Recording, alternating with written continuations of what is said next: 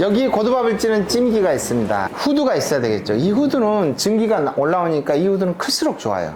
클수록 좋고, 그래서 양조장에 가면, 큰 양조장에 가면은 후드가 이 천장의 절반 정도가 되는 큰 후드를 가지고 있는 것도 있어요. 증기에 이렇게 천장에 곰팡이가 쓰는 거죠. 이 후드는 필요로 하는 거고, 이건 찜기인데, 지금 찜기가 여기 있고요. 지금 앞쪽에서 이제 한 판 올려놨습니다. 한 판 올려놔서 떡집에서 주로 많이 쓰는 찜기예요. 한 판 한 판이 이제 한 말 정도, 10kg 정도를 찌기에 적합하고, 떡집에서는 이걸 4단 정도로 쓰죠. 1단, 2단, 3단, 4단 정도로 써서 4단 정도로 쓰면 2단, 2단을 중간에 한 번 교체해 주는 정도인데, 저희들은 이제 보통 2단 정도로 하니까 교체하지 않더라도 위아래가 잘 있는 것 같아요. 그래서 이것은 집보다는 훨씬 더 센 전기를 쓰는 380V니까 삼상 전기를 써서 하고, 감전의 위험이 있으니까 스위치는 따로 이렇게 침기를 해 놨고요. 이걸 다루는 방법에 대한 설명은 따로 표가 저기 뒤에 있는데, 이제 롤러 분쇄기에 있어서 우리가 소곡주를 빚을 때는 백설기로 하거든요. 그러면 가루를 내고, 또 이와주 빚을 때도 가루를 내니까 여기서 가루를 내서 씁니다. 그래서 롤러 분쇄기를 쓰는데, 일반 양조장에는 저기 분쇄기 같은 건 별로 없죠. 주로 고두밥을 지어서 하기 때문에 그렇게. 이건 중간에 있는 증육이고요. 그래서 쌀은 뜬물이 나오지 않을 정도 씻어서, 너무 애달아 하면서 막 할 거 없고, 물 안 나온 정도면 씻어서 하면 될 것 같아요. 그리고 2시간 정도 쌀을 물에 불려두면 되는데, 쌀을 씻어서 지금 불리기를 하고 있고요. 2시간 정도 찬물에 불려두면 됩니다. 다 불리고 나면 물 빼기를 해야 됩니다. 채반을 한 45도 정도로 기울이면 물 빠지는 게 좀 쉽겠죠. 30분 정도 물 빼기를 해주면 됩니다. 쌀과 쌀 사이에 머물러 있는 물들을 좀 제거해 줘야 고두밥이 질어지지 않는 거죠. 2시간 정도 불려둔다는 건 뭐냐면은 쌀의 중심부까지 물이 침투하는 거예요. 일부러 뭐 여름철에 물 온도가 올라가는 것은 뭐 어쩔 수 없는 거지만은 찬물에다 하는 게 맞고요. 그리고 이 안에까지, 쌀 알까지 그 물이 침투해 들어가야 증기로 겉에서 열을 가해서 이게 익어요. 익어서 이게 다 익냐 익지 않았냐는 것은 이 손으로 이 쌀을 이렇게 꾹 문질러서 끝까지 심이 보이지 않게 이렇게 물러 익어 있으면은 지금 잘 쪄진 상태인데, 이 안에까지 쌀의 색깔이 투명하게 이렇게 이어져 있는 모습을 볼 수가 있어요. 2시간 정도에 나는 못 믿겠다 하시는 분들이 이제 겨울철 같은 경우 뭐 3시간에서 4시간, 또 옛날 문헌에는 하룻밤 담가 놓으라 그랬는데, 우리 양조장에서 보니까 하룻밤 담가 놓더라. 그렇게 해서 하룻밤 담가 놓을 수도 있죠. 양조장 이지를 하다 보면 아침에 와서 쌀 씻고 담가 놓잖아요. 그러면 오전 내에 이제 놀아요. 저녁에 대체적으로 쌀 씻어놓고 담그해놓고 출근해서 아침에 일찍 와서 고두밥 짓고, 이렇게 순환하는 노동의 어떤 효율성 때문에 그러는 것도 있고요. 또 예전에는, 옛날에는 이제 현미랄지 도종의 기술들이 조금 덜 했을 때는 조금 더 오래 물에다 불려놔야 되는 거죠. 안남미 같은 경우도 조금 더 오래 물에 불려놔야 돼요.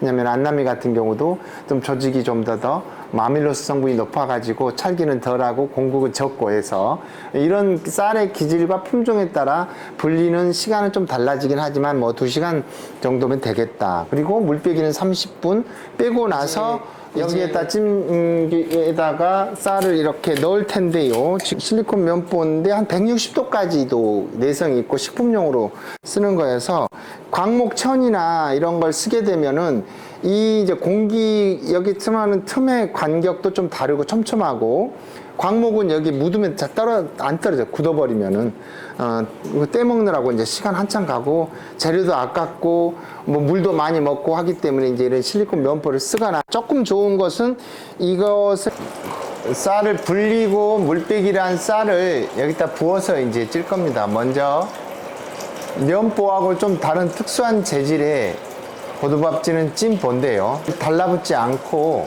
천도 잘 해지지 않는 그런 재질로 되어 있습니다. 이쪽에서 이렇게 대각선으로 넓으니까 옆으로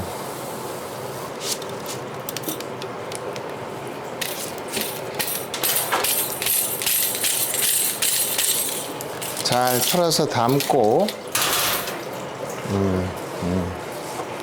모서리에 빈 틈이 없도록, 모서리에 빈 공간이 나지 않도록 잘 모서리를 해서, 네.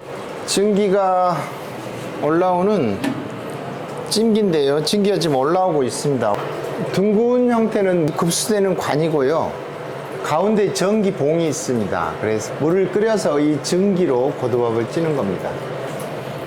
전기가 바로 쌀 밑바닥에 치지 않도록 전기를 분사시켜주는 판이 하나 있죠. 조절판이.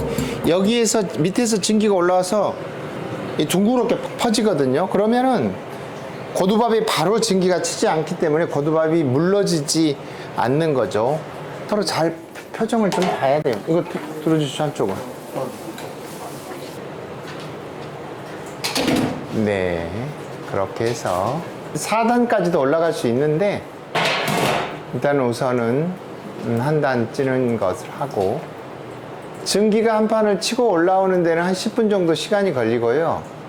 전기가 위로 올라온 상태에서부터 15분 정도 지나면은 고두밥이 쪄집니다. 그러니까 전체적으로 한 25분이 걸리는데, 뜸 들이는 걸 한 5분 정도 주면 30분 정도 세팅을 하면 고두밥이 쪄지는 거죠. 여기 올라오는데 10분 정도 걸리고요. 올라오면 이제 15분 정도 하고, 뜸 들이고 하면 30분 줘서 30분 타이머를 줘서 시작을 하도록 하겠습니다. 고두밥을 찌는 게 양주장에서 가장 어려운 일이에요. 단순하지만 가장 어려운 일이에요. 왜냐면 자, 쌀 한 가마니 80kg를 고두밥을 찐다고 치면은 1층이나 엘리베이터가 있고, 아니면은 곡물을 많이 하는 데서 이제 컨베이 벨트 같은 것이 있어가지고 3층으로 바로 올리죠. 그럼 창문 쪽에서 이렇게 받아서 해줘야 되는 거고, 그게 한 가마니가 아니라 10가마니, 100가마니로 이어지는 거니까. 씻으려면은 여기 게시대에다가 옮기죠. 그걸 씻죠. 그걸 씻고 그걸 걷어내서 물빼기를 하려면 또 한 번 80kg를 들어야 되잖아요. 그리고 다시 찐다고 이쪽으로 와야 되잖아요.